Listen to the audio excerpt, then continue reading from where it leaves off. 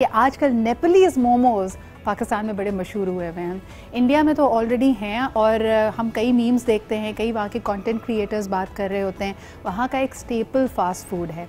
लेकिन अगर हम पर्टिकुलरली मोमोज़ की बात करते हैं, ये नेपाल और सिक्किम में बहुत रेगुलरली बनाया जाता है, वहाँ की डिश है। और आज आपके लिए लेके आ रहे हैं हम एक स्पेशल सेगमेंट्स मोमोज़ इन के टाउन के नाम से एक विमेन एक इनिशिएटिव है और ख़ास तौर पे एक फूड एंटरप्रेन्योर हैं जो हमारे साथ हैं। She is a trained chef as well, लेकिन उनकी यूनिक बात ये है कि उन्होंने फोकस किया मोमोज़ पे और ट्रेडिशनल मोमोज़ के साथ साथ उनकी अपनी रेसिपीज़ और फ्लेवर्स बहुत मशहूर हैं। So I wanted to introduce her to you. हमारे साथ मौजूद हैं माहिरा फराज। अस्सलाम वालेकुम माहिरा, क्या हाल चाल है आपके? आप सुनाएं। आज सुबह सुबह हमारे तमाम देखने वालों की जो डाइट है ना, उसका हम सत्यानाश करने लगे। आपने ये देखना है और फौरी तौर पे मोमोज़ एट के टाउन पे ऑर्डर करें। डिटेल्स आपकी स्क्रीन पर हैं। लेकिन सबसे पहले मुझे ये बताओ माहिरा, मोमोज़ बनाने का ख्याल कैसा है? You are a trained chef right? जी बिल्कुल। बस ये ना, मुझे खाने का पहले तो बहुत शौक था क्योंकि ये चीज़ें ऐसी हैं जो यहाँ मिलती नहीं है ज़्यादा। हाँ। तो फिर मैंने सोचा मैं घर में क्यों ना ट्राई करूं। तो फिर मैंने स्टीम से ट्राई किया पहले ना, तो उसके बाद काफ़ी सबको पसंद आए। फिर तंदूरी भी ट्राई की तो फिर वो भी पसंद आए। तो फिर सोचा क्यों ना मैं इसे सेल करूं, और फिर मैंने स्टार्ट किया स्टीम से ही, तो काफ़ी अच्छा रिस्पांस आया लोगों का। हम आपको दिखाते हैं इसमें क्या क्या वैरायटी है। और मायरा तो मुझे बताती भी जाना, these are the steamed momos, तो काफ़ी हेल्दी होते हैं। बाहर ये आप इसका जो आउटर शेल देख रहे हैं ये मैदे से बना होता है और इसको स्टीम करके बनाया जाता है। अंदर इसके अंदर फिलिंग्स होती है और जो ये फ्लेवर्स कह रही हैं वो अलग अलग फ्लेवर्स हैं। तंदूरी मेरा फेवरेट है और आपने मेरी रिकमेंडेशन पर ज़रूर खाना है। This has tandoori meat inside. बाकी क्या क्या है यहाँ पे? ये मंचूरियन है, इसमें थोड़ा सा चाइनीज़ टच है।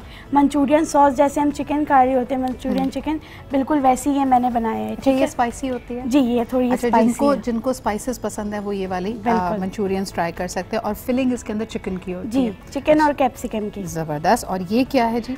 ये हमारा किचन सूप है। ये सूप है, इसके साथ डम्पलिंग्स होते हैं और नूडल्स होते हैं और ये ऑयल होती है। आपको तीनों मिला के खाना है। सही। अच्छा, ये कहाँ का सूप है? This is a Nepalese soup, ये तुम्हारी अपनी डिस्कवरी है या तुम्हारी अपनी रेसिपी है?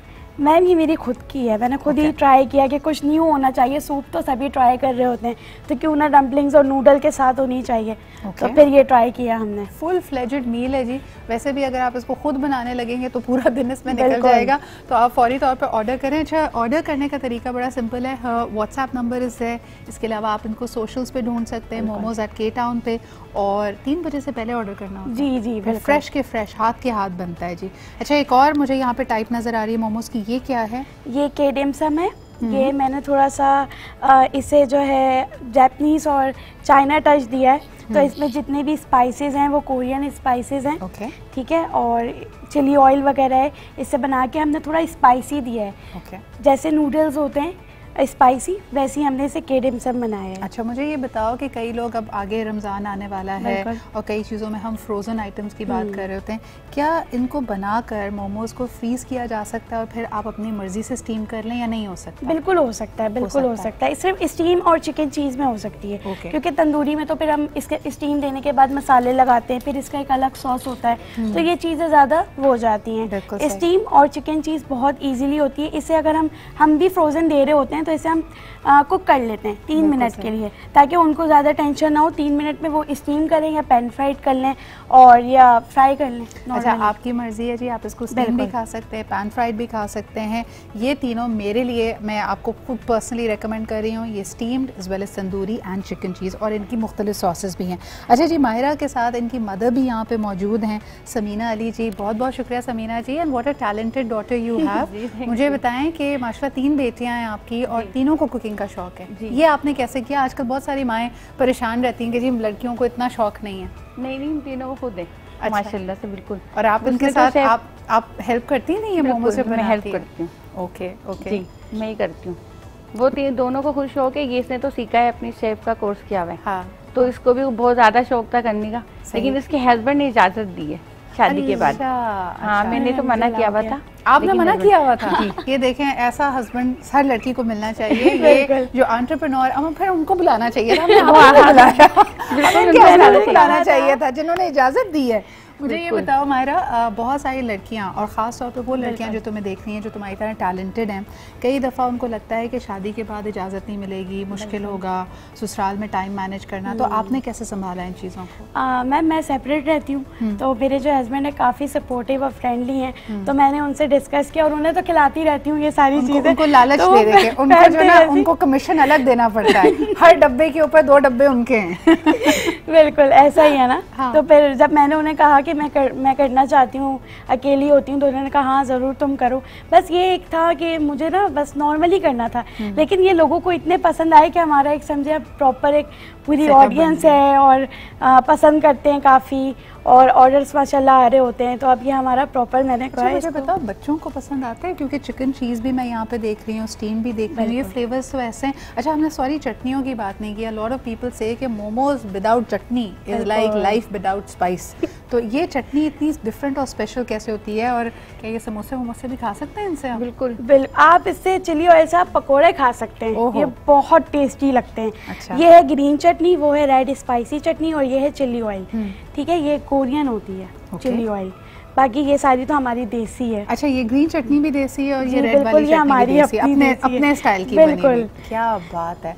आप देखिए जी, अगर आपने कुछ नया ट्राई करना है तो आप मोमोज ट्राई कीजिए, नंबर्स वगैरह आपके सामने। मायरा, एक और सवाल मुझे करना था। जब मैं आपसे ऑफलाइन बात करी थी, आपने कहा कि कई रेसिपीज़, क्योंकि ये इंडिया में बहुत मशहूर है, तो तुमने अपनी फ्रेंड से वहाँ रब्ता करके अपनी रेसिपी को परफेक्ट किया। गलती आमतौर पर लोग क्या करते हैं?